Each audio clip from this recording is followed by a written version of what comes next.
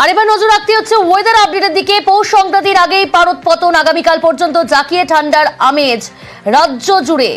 আরো ডিটেল জানাবে বিশ্বজিৎ, রয়েছে টেলিফোন লাইনে। বিশ্বজিৎ, হাওয়া অফিস কি জানাচ্ছে? আর কোনো সম্ভাবনা নেই, তবে যে তাপমাত্রা নেমেছে সেটা শনিবার আগামীকাল অর্থাৎ আরো 24 ঘন্টা বজায় থাকবে, কারণ ইতিমধ্যেই আরো একটা পশ্চিমী ঝঞ্ঝা ঢুকে গেছে।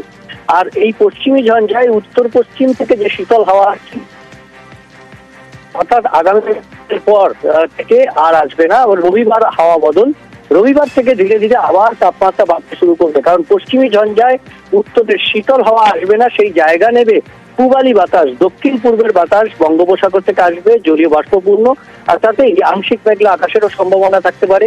তবে দক্ষিণবঙ্গের যে পরিস্থিতি, তাতে কুয়াশা হতে পারে বেশ কিছু জেলাতে, পূর্ব পশ্চিম বর্ধমান, বীরভূম, মুর্শিদাবাদ, নদিয়াতে সম্ভাবনা বেশি। শনিবার উত্তর ও দক্ষিণ 24 পরগনাতেও কুয়াশার সম্ভাবনা থাকবে, কারণ জলীয় বাষ্প ঢুকবে, আর তার ফলে তাপমাত্রা কিছুটা বাড়তে পারে। রাতের তাপমাত্রা আবার কিছুটা, পৌষ সংক্রান্তির আগে আবার রাতের তাপমাত্রা বাড়বে। তাই পৌষ সংক্রান্তিতে এই পশ্চিমী ঝঞ্ঝা পরপর, তার ফলে বাধা আসতে পারে জাকিয়ে শীতে।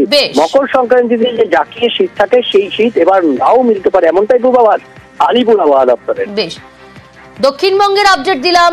সার্বিকভাবে কেমন ওয়েদার থাকবে, কিন্তু উত্তরবঙ্গের কেমন ওয়েদার রয়েছে একটু জানবো। পার্থপ্রতিম রয়েছে অপর প্রতিনিধি। পার্থপ্রতিম, উত্তরবঙ্গের আবহাওয়া কেমন সকাল থেকে?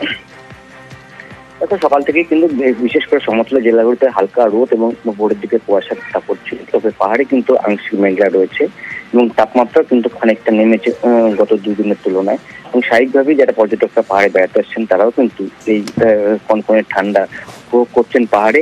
এবং যেহেতু দুদিন আগেই বৃষ্টি হয়েছিল পাহাড়ে, আবারও কিন্তু আকাশ আংশিক মেঘলা রয়েছে, অর্থাৎ সব মিলিয়ে ভরপুর শীত কিন্তু গোটা উত্তরবঙ্গ জুড়ে।